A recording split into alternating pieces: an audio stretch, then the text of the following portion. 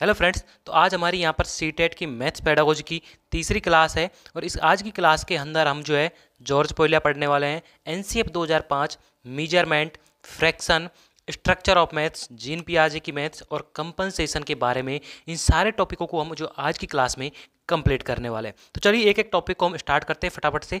और दोस्तों वीडियो अच्छी लगे तो वीडियो को लाइक जरूर कर दीजिए, चैनल पर नए हो तो चैनल को सब्सक्राइब जरूर कर लीजिए। तो पहला टॉपिक है हमारा गणित की मूलभूत संरचना।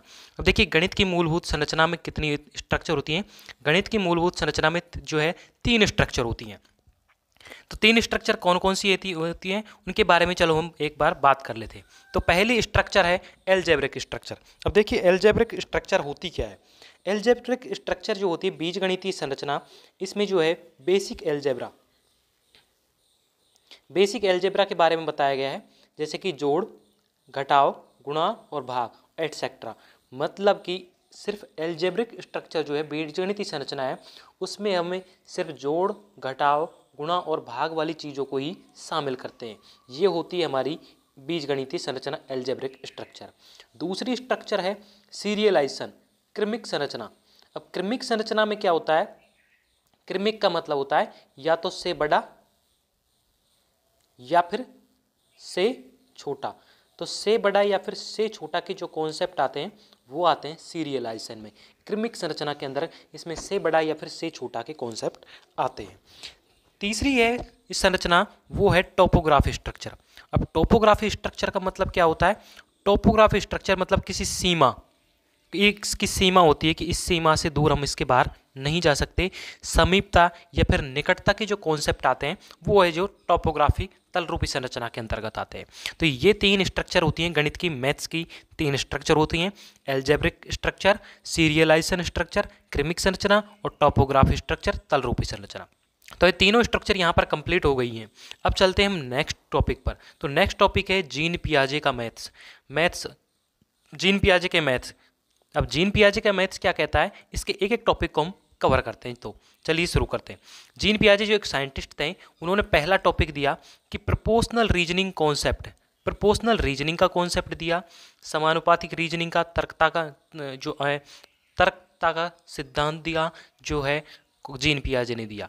अब जीन पियाजे क्या कहते हैं, जीन पियाजे के अनुसार जो बच्चा है, जीन पियाजे जो साइंटिस्ट हैं उसके अनुसार बच्चा सबसे पहले जो है संख्याओं का मतलब कि नंबर्स का जो है संरक्षण करना सीखता है। मतलब पहले नंबर्स की नॉलेज सीखेगा, उसके बाद नंबर्स के बाद में लेंथ, लंबाई की नॉलेज सीखेगा, फिर उसके बाद में डब्लू मतलब वेट का वजन सीखेगा और उसके बाद वॉल्यूम सीखेगा। तो यहाँ पर जो लाइन लिखी हुई है कि जीन पियाजे के अनुसार बच्चा जो सबसे पहले संख्याओं का संरक्षण करना सीखता है, उसके बाद लंबाई का संरक्षण और फिर वजन का और अंत में वॉल्यूम का संरक्षण करना सीखता है। वॉल्यूम का मतलब एन एल डब्ल्यू वी, ये फॉर्मूला आपको याद रखना है, N L W V. N for numbers, L for length, W for weight और वी फॉर वॉल्यूम। मतलब बच्चा सबसे पहले नंबर्स का कॉन्सेप्ट सीखेगा, नंबर्स का संरक्षण करना सीखेगा, उसके बाद लेंथ का, उसके बाद वेट का और उसके बाद वॉल्यूम का जो है कंजर्वेशन करना सीखेगा। तो ये सारी चीज़ें जो है क्रमिक होती हैं, सीरियल होती हैं, एक क्रम में जो है बच्चा सीखता है। पहले नंबर्स का कंजर्वेशन सीखेगा, फिर लेंथ का, फिर वेट और फिर वॉल्यूम का। तो ये कॉन्सेप्ट भी दिया था जीन पियाजे के ने। तो यहाँ पर देखिए, आप देख सकते हैं यहाँ पर एन एल डब्ल्यू वी लिखा हुआ है। N for number, L for length, V for W for weight और वी फॉर वॉल्यूम। तो यहाँ पर जो बच्चा पहले नंबर्स का कंजर्वेशन, फिर लेंथ का लंबाई का, फिर वेट का वजन का और अंत में वॉल्यूम का आयतन का कंजर्वेशन करना सीखता है। ये कॉन्सेप्ट मेरे ख्याल से आपको क्लियर हो गया होगा। इसके बाद आता है कि नॉलेज के एरिया मतलब ज्ञान के क्षेत्र में इसका स्टेटमेंट, संख्याएं तर्कसंगत गणितीय ज्ञान में आती हैं। संख्याएं किस में आती हैं, तर्कसंगत गणितीय ज्ञान में आती है। अब तर्कसंगत गणितीय ज्ञान में क्यों आती है, क्योंकि वे संबंध जिनकी रचना बच्चा मन से करता है, क्योंकि वे संरचनाएं जिनकी रचना बच्चा मन से करता है वो किसके अंदर आती हैं, तर्कसंगत गणितीय विज्ञान के अंदर आती हैं। तो ध्यान रहे ये कॉन्सेप्ट भी आपको ऐसे कैसे नोट कर लेना, इसको याद रखना है। जीन पियाजे के द्वारा जितने भी कॉन्सेप्ट दिए गए हैं वो बहुत महत्वपूर्ण है। और जीन पियाजे ने क्या कहा कि संख्या जो है बच्चे द्वारा वस्तु के बीच बनाए गए दो प्रकार के संबंधों का संश्लेषण है। जो भी संख्या बच्चे द्वारा बनाई गई है वो दो प्रकार की वस्तुओं के बीच में जो है संबंधों का एक संश्लेषण है। तो ये भी कॉन्सेप्ट आपको बिल्कुल एक्यूरेट ध्यान रखना है। अगला है, तो यहाँ पर ये जो है जीन पियाजे खत्म हो गया है, अब है जोल्टन डीन्स। अब जोल्टन डीन्स जो एक साइंटिस्ट हैं, उन्होंने देखिए मैथ के क्षेत्र में क्या क्या जो है पेडागोजी को दिया है कि बच्चा किस तरीके से सीख सकता है, उसके बारे में यहाँ पर बताया हुआ है। तो जोल्टन डीन्स, देखिए जोल्टन डीन्स ने क्या कहा है कि ये मैथ में खेल, कहानी और जोड़ तोड़ के माध्यम से सीखने पर जोर देता है। मतलब अब कोई बच्चा है वो क्रिएटिविटी दिखा रहा है अपने घर में, अब बच्चा है छोटा, वो अपने घर में क्रिएटिविटी दिखाएगा, लेकिन वहीं अगर बच्चा कोई उधम कर रहा है, कोई किसी भी चीज़, मान लो अभी किसी के माता पिता ने किसी बच्चे को जो एक खिलौना ला कर दिया, सपोज करो कि खिलौना ला कर दिया, बच्चे ने क्या किया कि उस नए खिलौनों को तोड़ना शुरू कर दिया। अब वो मोड़ तोड़ कर सीखने की कोशिश कर रहा है। अभी क्या कहा है जोल्टन डीन्स ने कि खेल, कहानी या फिर जोड़ तोड़ के माध्यम से सीखने पर जोर देता है। ठीक है, मैथ्स में जोड़ तोड़ के माध्यम सीखता है। अब वो मैं आपको एक छोटे से एग्जांपल समझाता हूँ कि मान लीजिए किसी के घर में खिलौना ला के दिया किसी के माँ बाप ने अपने बच्चे को। अब बच्चा लाते ही क्या करेगा, उस खिलौनों का तोड़ना शुरू कर देगा, उसके एक एक पहिए को अलग कर देगा। कोई भी खिलौना हो, मान लो कोई ट्रैक्टर का ला दिया पहिए का, या फिर छोटा सा एक ट्रक ला दी, जीप का ला दिया, पहिया को अलग कर देगा, उसकी छतरी को अलग कर देगा, उस खिलौने के अस्थि पंजर को अलग अलग करेगा। अब जब ये काम करेगा बच्चा, जब बच्चा ये तोड़ फोड़ कर रहा होगा, तोड़ते वक्त तो बच्चे को, मतलब उसके माता पिता का अगर ध्यान गया तो उसके माता पिता उसे तुरंत जो है उसको तोड़ने से मना कर देंगे, तोड़ने से मना करेंगे। और जब मना करेंगे तो बच्चे की क्रिएटिविटी है वो क्या हो जाएगी, खत्म हो जाएगी। और जब बच्चे की क्रिएटिविटी ही खत्म हो जाएगी, क्रिएटिविटी उसके अंदर नहीं रहेगी, तो बच्चा जोड़ तोड़ के माध्यम से नहीं सीख पाएगा। तो इसलिए कहा गया है कि मैथ्स में खेल, कहानी और जोड़ तोड़ के माध्यम से सीखने पर जोर देता है। तो यहाँ पर जोड़ तोड़ के माध्यम से सीखने पर जोर दिया गया है। और क्या कहा गया है कि ये मानते हैं, क्या मानते हैं कि ये मानते हैं कि बच्चे कम उम्र में अधिक जटिल गणित सीख सकते हैं। क्या मानते हैं कि बच्चे जो हैं कम उम्र में अधिक जटिल गणित सीखते हैं, कितनी भी अधिक जटिल हो वो कम उम्र में भी बहुत जटिल, बहुत कॉम्प्लेक्स जो मैथ्स है उसको आसानी से सीख सकते हैं। अब जोल्टन डीन्स के जो है उसके सीखने के जो है प्रमुख 4 सिद्धांत दिए गए हैं, 4 सिद्धांत बताए गए हैं जोल्टन डीन्स के सीखने के। तो वो सीखने के सिद्धांत कौन कौन से हैं, देखिए उससे पहले एक चीज़ है कि जो रामानुजन थे, आपने रामानुजन का नाम सुन रखा होगा। एक रामानुजन जो एक मैथ्स का होनहार स्टूडेंट था बहुत पहले, उसने क्या दिया कि 17 और 29 जो है वो टैक्सी नंबर दिया था। तो ये 2 नंबर आपको याद रखने, शायद आपके पेपर में आ जाए कि टैक्सी नंबर कौन कौन से हैं। तो 17 और 29 को टैक्सी नंबर कहा जाता है। अब जोल्टन डीन्स ने जो है 4 नियम दिए, सिद्धांत, प्रिंसिपल दिए सीखने के। तो चारों सिद्धांतों के सिर्फ आपको नाम याद रखना है और कुछ भी याद नहीं रखना है। गतिक नियम, डायनामिक प्रिंसिपल। अब देखिए डायनामिक प्रिंसिपल का मतलब क्या होता है। डायनामिक प्रिंसिपल मतलब गतिक, जिसमें शरीर की क्रिया हो, शारीरिक क्रिया, गतिक हो, शारीरिक क्रियाएं होनी चाहिए।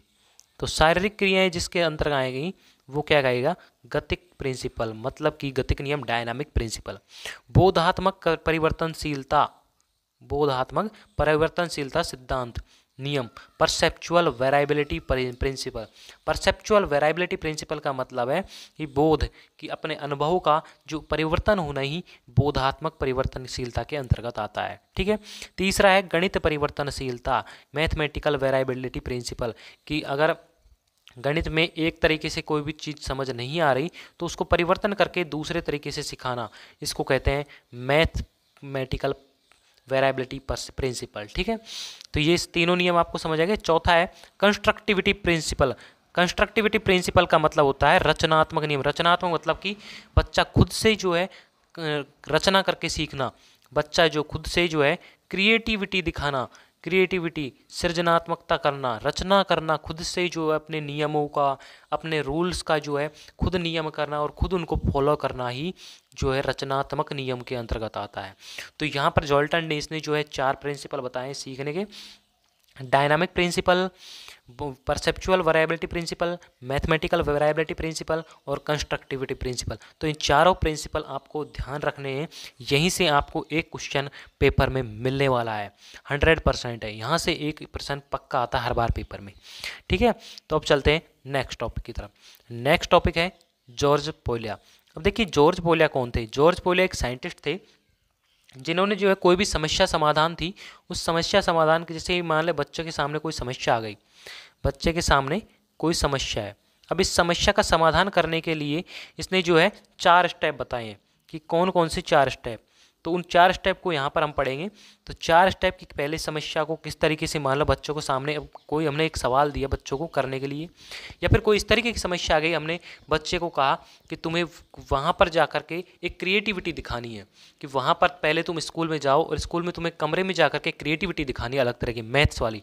तो बच्चा सोचेगा कि मैथ्स की कौन सी की क्रिएटिविटी दिखाई जाए, तो बच्चे के अंदर क्या आ गई? समस्या है वो। तो समस्या का आ गई तो पहले बच्चे का कहेगा कि क्रिएटिविटी की या समस्या है किस चीज़ की। तो बच्चे को समझ आया कि मैथ की समस्या है, तो वो समझेगा मैं पहले समस्या को। उसके बाद उसको क्या करेगा? योजना बनाएगा। योजना, उसके बाद क्या करेगा? योजना बनाएगा। तो योजना बनाएगा कि वो किस तरीके से इसको जो है अपने रूम में उसको एक क्रिएटिविटी के रूप में दिखा सकता है कि आपको मैथ्स की क्रिएटिविटी करनी है, तो योजना बना ली उसने क्रिएटिविटी के थ्रू। इसके बाद योजना बनाने के बाद क्या करेगा? उसका इम्प्लीमेंटेशन, मतलब उस योजना का प्रयोग करेगा कि ये योजना क्रिएटिविटी में टीचर आएगा तो उसके सामने ये क्रिएटिविटी दिखाऊंगा, तो शायद टीचर को मेरी ये वाली क्रिएटिविटी पसंद आ जाए, तो वो क्रिएटिविटी दिखाएगा। तीसरा और चौथा है लास्ट में, उस योजना को देखना, पुनः जांचना कि क्या मेरी क्रिएटिविटी की गई थी वो सही है। तो उन्होंने जॉर्ज पोलिया ने समस्या समाधान पर बल दिया था। तो समस्या समाधान की उन्होंने 4 स्टेप बताए हैं। पहला, समस्या को समझना। अब मैंने बताया कि बच्चे, टीचर ने कहा कि तुम्हें एक क्रिएटिविटी करना है मैथ्स से रिलेटेड, चाहे वो कोई भी क्रिएटिविटी हो। तो पहली, बच्चे ने क्या करेगा? उस समस्या को समझेगा कि किस तरह की समस्या है, तो वो मैथ्स से रिलेटेड है, मैथ्स क्रिएटिविटी है, तो बच्चा क्या करेगा? उस समस्या को समझ गया। ठीक है, पहला यहाँ पर समस्या को समझना, तो बच्चा यहाँ पर समस्या को समझ गया। दूसरा है योजना बनाना। अब बच्चा योजना बनाएगा कि इस क्रिएटिविटी को, मैथ्स की क्रिएटिविटी थी, उसको किस तरीके से करना है कि टीचर को अच्छी लगे, वो कुछ ये करने करेगा। तो वो कोई भी क्रिएटिव मान लो करने की कोशिश करेगा, तो उसकी योजना बनाएगा पहले कि मैं इस क्रिएटिविटी को इस तरीके से फॉलो करूँगा, पहले ये करूँगा फिर ये करूँगा, तो क्रिएटिविटी मेरी अच्छी हो जाएगी। तो योजना बन गई उसकी, पहले समस्या को समझा, दूसरा योजना बना ली। तीसरा है योजना का संचालन। अब बच्चा क्या करेगा? जब टीचर क्लास में आएगा तो उसको क्रिएटिविटी करके दिखाएगा कि पहले जो स्टेप बनाए उसने वो स्टेप करके उसको दिखा दिए। तो योजना का संचालन हो गया, मतलब प्रयोग, मतलब कि योजना का इम्प्लीमेंटेशन करेगा। और उसके बाद में पुनः जांचना, लुक बैक, और उसके बाद फिर बच्चा है जो खुद मन में सोचेगा कि हाँ ये वाली मेरी क्रिएटिविटी सही है, तो उसके बाद में लुक बैक करना है, पुनः जांचना है। तो यहाँ पर जॉर्ज पोलिया ने जो है समस्या समाधान के जो है 4 स्टेप बताए हैं। पहला है समस्या को समझना, अंडरस्टैंडिंग द प्रॉब्लम। दूसरा है प्लानिंग। तीसरा योजना का संचालन, इम्प्लीमेंटेशन। और चौथा पुनः जांच, लुक बैक। तो मेरे ख्याल से यहाँ पर जॉर्ज पोलिया की जो समस्या समाधान की जो 4 स्टेप हैं वो आपको आसानी से समझ आ गए होंगे। तो चलिए यहाँ पर जॉर्ज पोलिया का टॉपिक जो है खत्म हो चुका है। तो अब हम नेक्स्ट टॉपिक की तरफ बढ़ते हैं। नेक्स्ट टॉपिक है NCF 2005। अब देखिए NCF 2005 क्या होता है। पहले तो NCF का पूरा नाम सुन लीजिए। NCF का पूरा नाम होता है नेशनल करिकुलम फ्रेमवर्क। तो NCF 2005, तो NCF का पूरा नाम हो गया नेशनल करिकुलम फ्रेमवर्क। अब NCF के अंतर्गत जो है कौन कौन से नियम दिए गए कि मैथ्स को किस तरीके से सीखना है, मैथ्स किस तरीके के क्या है, तो उसको हम पढ़ते हैं यहाँ पर। पहला है यहाँ पर कि NCF 2005 के अनुसार गणित शिक्षण का संकीर्ण उद्देश्य संख्याओं से संबंधित कौशलों को विकसित करना और हायर समस्या समाधान कौशल को विकसित करना है। मतलब संकीर्ण उद्देश्य का मतलब है, इसका एक उद्देश्य क्या है कि पहले तो मैथ्स का उद्देश्य कि हम कोई भी बच्चा होगा तो हम उसको एक तो नंबर्स की नॉलेज देंगे, संख्याओं से संबंधित कौशल को विकसित करेंगे, और हायर समस्या समाधान कौशल, मतलब ऊंची से ऊंची जो हायर क्वालिटी की जो समस्या होगी उसका समाधान का कौशल विकसित करेंगे। तो यहाँ पर NCF के अनुसार जो मैथ्स का जो संकीर्ण उद्देश्य है वो है संख्याओं का कौशल विकसित करना, और दूसरा हायर समस्या समाधान को कौशल को विकसित करना। तो यहाँ पर NCF का ये उद्देश्य है। अब NCF के अकॉर्डिंग क्या क्या है? NCF के अकॉर्डिंग प्राइमरी स्कूल की बात की गई है तो प्राइमरी स्कूल में चौपड़ मैंने तुम्हें पढ़ाया, टेसिलेशन पिछली क्लास में, दूसरी क्लास में आप देख लेना, पिछली क्लास जो थी उसमें देख लेना। प्लेलिस्ट मैंने यहाँ पर आपको डाली हुई है एक एक क्लास की, मैथ्स की, पेडागोजी की, मैं जो भी आपको पढ़ाऊंगा उसकी अलग अलग प्लेलिस्ट मिल जाएगी, तो आप प्लेलिस्ट में जाकर देख लीजिए कौन सी क्लास की बात कर रहा हूँ। मैं यहाँ पर क्लास का नंबर भी बोल देता हूँ किस क्लास में मैंने कौन सी चीज़ पढ़ाई हुई है। तो टेसिलेशन, ये चौपड़, इसको कहते हैं हम टेसिलेशन। तो टेसिलेशन जो मैंने क्लास 2 में पढ़ाई हुई है वहाँ पर आप जाकर इसको देख लेना। अनुमान लगाना, सीमेट्री, ईटीसी, सीमेट्री भी मैंने क्लास 2 में पढ़ाई हुई है, गणित पाठ्यक्रम का भाग है। मतलब प्राइमरी स्कूल में क्या क्या पढ़ाना चाहिए, टेसिलेशन पढ़ाना चाहिए, एक बच्चों को अनुमान लगाना देना चाहिए कि बेटा इसको हम इस तरीके से करेंगे तो क्या ये ऐसा हो सकता है, हाँ हो सकता है या नहीं, तुम अनुमान लगा के बताओ, तो इस तरीके से हमें अनुमान लगवाना है। सीमेट्री सम्मिति भी बच्चों को पढ़ाई जाती है, गणित का पाठ्यक्रम का भाग है प्राइमरी लेवल पर। तो यहाँ पर NCF 5 का ये दूसरा उद्देश्य हो गया, दूसरा प्राइमरी लेवल का।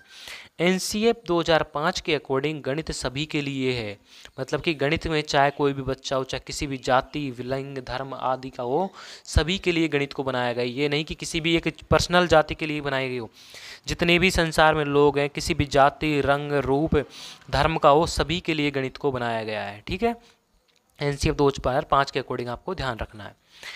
गणित शिक्षण को क्या कहा गया है कि गणित शिक्षण को लिंग, जाति और कौशल के आधार पर भेदभाव से मुक्त होना चाहिए। NCF 2005 का एक और उद्देश्य है कि लिंग, धर्म, जाति आदि के आधार पर भेदभाव नहीं किया जाना चाहिए, भेदभाव से मुक्त होनी चाहिए, सभी बच्चों को गणित प्रदान की जानी चाहिए, सभी बच्चे गणित का कौशल ग्रहण कर सके। NCF 2005 के अनुसार जो है स्पेशल अंडरस्टैंडिंग, स्पेशल अंडरस्टैंडिंग को बढ़ाना, जो बच्चों में जो है स्पेशली किसी भी एक चीज़ के स्पेशल दिक् स्थान संबंधी उनकी क्रिएटिविटी को बढ़ाना है, उनकी क्रिएटिविटी को ख़त्म नहीं करना है। बच्चे जो भी कार्य कर रहे हैं उनके लिए उन्हें प्रोत्साहित करना है, उन्हें ना कि हतोत्साहित करना है, उन्हें प्रोत्साहित करना है कि हाँ बेटा ये सही है, तुम इस तरीके से और कर सकते हो, इस काम को इस तरीके से और काम करोगे तो तुम्हारा कार्य और बेहतर होगा। तो इस तरीके से बच्चे की जो है स्पेशल अंडरस्टैंडिंग को बढ़ाना है, ना कि उसको घटाना है। NCF 2005 के अनुसार जो है गणित शिक्षा का मुख्य उद्देश्य बच्चे की गणितीकरण की क्षमताओं का विकास करना है। अब गणितीकरण की क्षमताओं का मतलब कि जितने भी गणित में जो होती हैं जोड़, घटा, गुणा, भाग, और जो भी प्राइमरी लेवल की हैं और जो भी अपर प्राइमरी लेवल के 8वीं तक के बालक जिनके भी, उनकी गणितीकरण की क्षमताओं का विकास करना है। उन्हें पहाड़े वो एक ट्रिक के थ्रू सिखाना कि बच्चे इस तरीके से सीखते हैं, उन्हें ना कि उन्हें मेमोराइज कराना, रटवाना नहीं है, किसी भी चीज़ को मेमोराइज नहीं कराना, ड्रिल प्रैक्टिस नहीं करानी, ड्रिल एंड प्रैक्टिस तो आपको बिल्कुल भी नहीं करानी है। तो यहाँ पर NCF के अनुसार गणित शिक्षण का मुख्य उद्देश्य है कि बच्चों की गणितीकरण की क्षमताओं का विकास करना है। आप इन सभी नोट्स को नोट कर लीजिए, सभी टॉपिक को ऐसे के ऐसे ही आपको हेल्प करेंगे। अगला है NCF 2005 के अनुसार प्रौद्योगिकी, टेक्नोलॉजी गणितीय अन्वेषण में सहायता कर सकती है।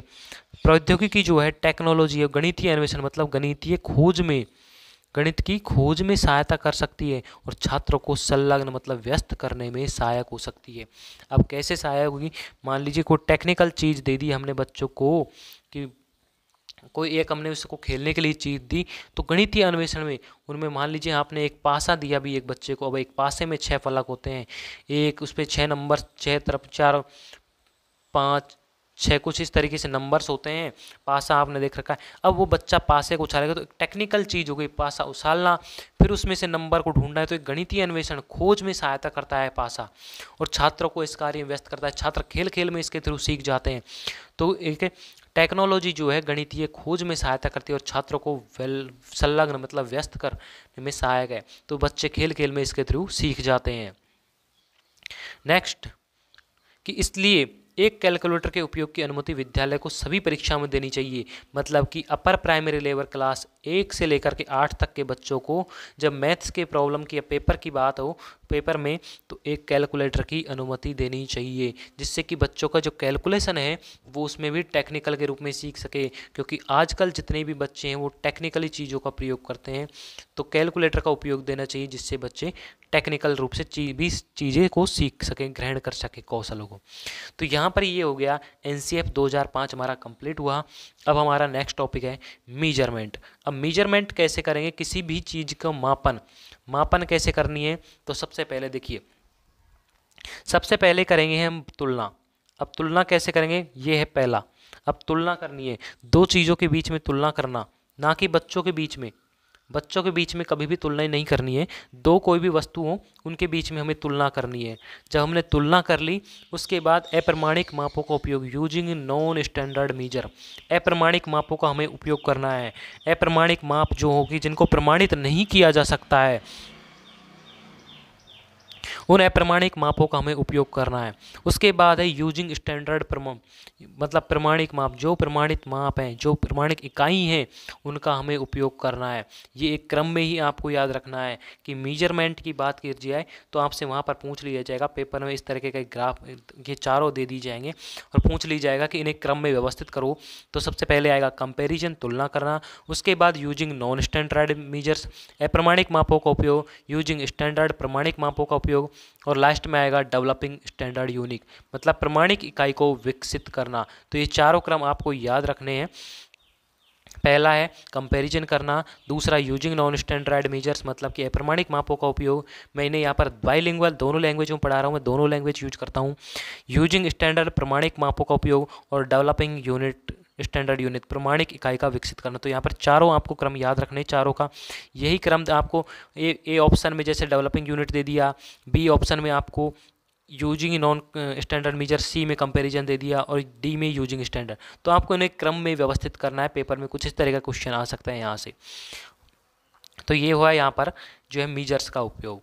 मीजर्स हमारा टॉपिक खत्म हुआ।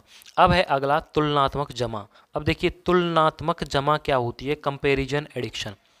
कंपैरिजन एडिक्शन होती क्या है, तो ये सुनिए ध्यान से।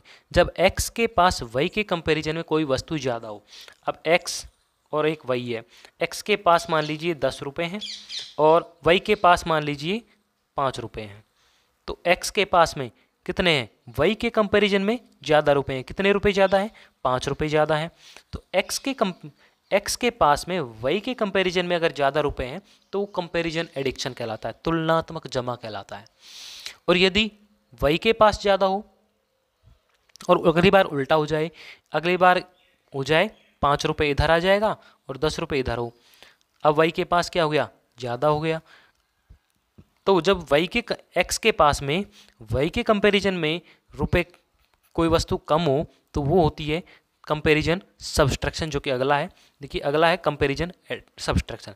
जब x के पास में y के कंपैरिजन में कोई वस्तु कम हो, यही कंपैरिजन सब्सट्रैक्शन कहलाता है।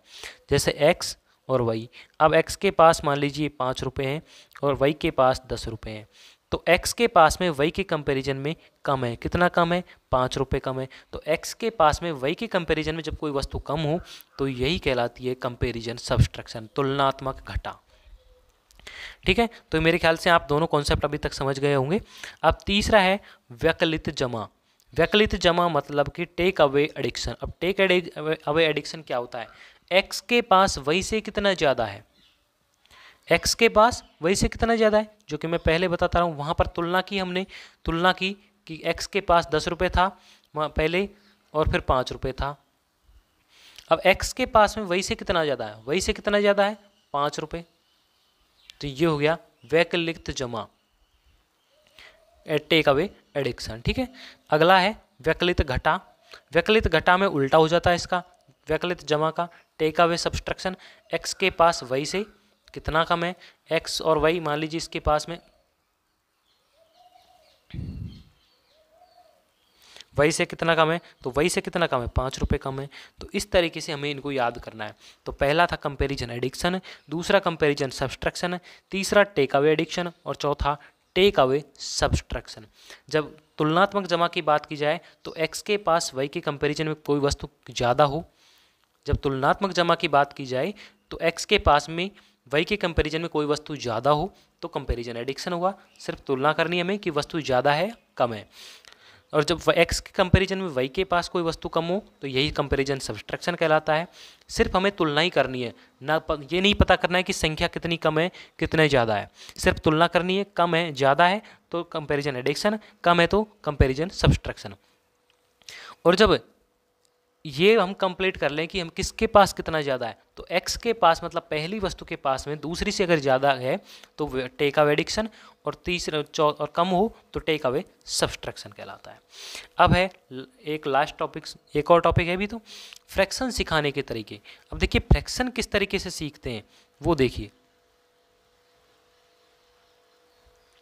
फ्रैक्शन सिखाने के तरीके, अब फ्रैक्शन कोई बच्चा कैसा सीखेगा, देखिए बच्चा जब खेल खेल में सीखेगा। अब बच्चे को दी हमने कोई एक रोटी, ठीक है, अब बच्चे से कहा अब इसको फ्रैक्शन सिखाना है, तो हमने क्या किया, बच्चे के सामने इसको दो भागों में बांट दी कि ये बट गई यहाँ पर दो भागों में। तो अब कैसे कि पहले कितनी थी ये एक, अब कितने हो गए दो भाग। अब उससे एक भाग का पूछा जाए तो दो, 1/2 हो जाएगी आधी, क्योंकि इस भाग का भिन्न पूछा जाए तो ये हो जाएगी आधी, क्योंकि इसके कितने हो गए दो भाग। जितने भाग हो गए पूरे वो लिखने हैं नीचे, और जिस भाग की बात की जा रही हो, जितने भाग हो गए वो लिखने हैं और पूरे, और जिस भाग की बात की जा रही है वो कहाँ आएगा ऊपर, तो 1/2 हो जाएगा। अब अगर इसके हम और दो भाग कर दें तो अब हो गए इसके 4 भाग। अब बच्चे से पूछा जाए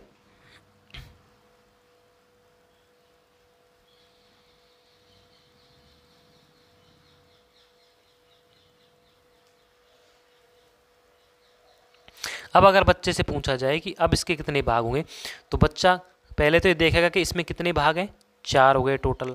फिर 4 भाग हो गए तो अब इसमें से हमने पूछ लिया बच्चे से कि ये बता इसका एक भाग ही है, तो बच्चा क्या करेगा कि 1/4 हो गया।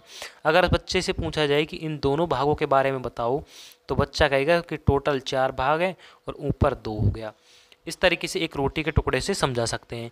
सांप और सीढ़ी का खेल, सांप और सीढ़ी का खेल संख्याओं की नॉलेज के लिए बच्चों को सिखाया जाता है।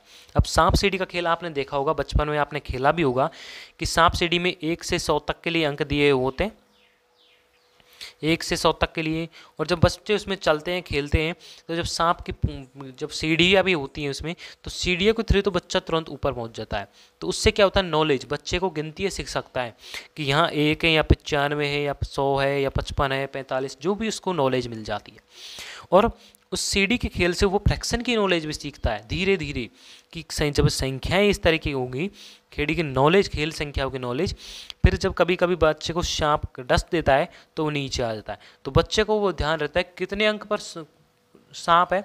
मान लीजिए 52 पर सांप का मुंह है, तो बच्चे को ध्यान रहेगा कि यार मेरा नंबर 52 पर नहीं आ जाए, कहीं मेरी गोटी 52 पर ना जाए। अगर 52 पर आ गए तो मैं सीधे ही 6 नंबर पर पहुंच जाऊंगा, सीधे ही कहीं 6 नंबर पर ना पहुंच जाऊं। तो इस तरीके से जो बच्चे को क्रिएटिविटी होती है, इस तरीके से बच्चा जो है नॉलेज सीखता है। सांप और सीढ़ी के खेल के माध्यम से बच्चे को नंबर्स की नॉलेज के लिए बच्चे को खिलाया जाता है।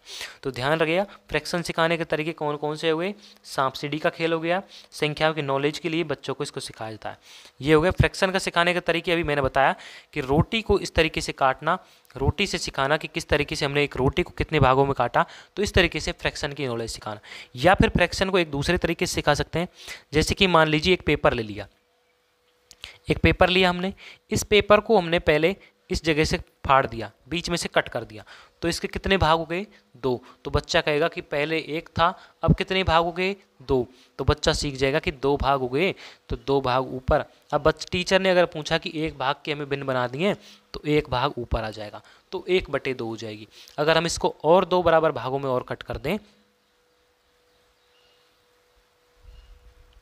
और 2 भागों में और कट कर दें, तो अब कितने भाग हो गए 4। और टीचर ने कहा कि अब की बार तुम्हें इन तीनों भागों की भिन्न बतानी है, इन तीनों भागों की। तो अब क्या करेंगे कि टोटल कितने भाग हैं 4, और भाग कितने पूछ रहा है हमसे 3, तो 3/4 बच्चा इस तरीके से क्रिएटिविटी दिखाएगा। और इस तरीके से जो बच्चा है फ्रैक्शन की नॉलेज सीख जाएगा। और सांप सीढ़ी के खेल का से जो है बच्चे को नंबर्स की नॉलेज के लिए सिखाया जाता है। तो मेरे ख्याल से आपको ये कॉन्सेप्ट बिल्कुल क्लियरली समझ आ गया होगा। तो अब हमारा एक लास्ट टॉपिक बचा हुआ है, उसको हम यहाँ पर कंप्लीट कर लेते हैं। तो लास्ट टॉपिक हमारा कंपनसेशन, कंपनसेशन प्रतिकरण। प्रतिकरण को क्या मतलब होता है, आइए उसको समझते हैं। देखिए, तो यहाँ पर देखिए हम सीखते हैं पहले कंपनसेशन में एडिक्शन। एडिक्शन को कैसे कि जैसे यहाँ पर एक संख्या 38 है और दूसरी 24 है, तो जब इन दोनों को जोड़ा तो यहाँ पर आया 62। अब 62 आएगा जोड़ने पर। अब हमें क्या करना है कि कंपनसेशन में क्या होता है कि एक नया रूल फॉलो किया जाता है। कंपनसेशन में क्या होता है कि इसको जो है संख्या, जिन दोनों संख्याएं इनमें से किसी एक संख्या को जो है 10 में चेंज कर लेते हैं। मतलब कि नज़दीकी जो है संख्या में उसमें पूर्ण संख्या में चेंज कर ले। जैसे 38 को हमने सीधा यहाँ पर 40 में चेंज कर लेंगे, और जब 40 में चेंज करेंगे तो कितने जोड़ने की आवश्यकता होगी? 2। और जब 40 में 2 जोड़ देंगे तो ये संख्या हो जाएगी 40। तो यहाँ पर संख्या हो गई 40। ठीक है,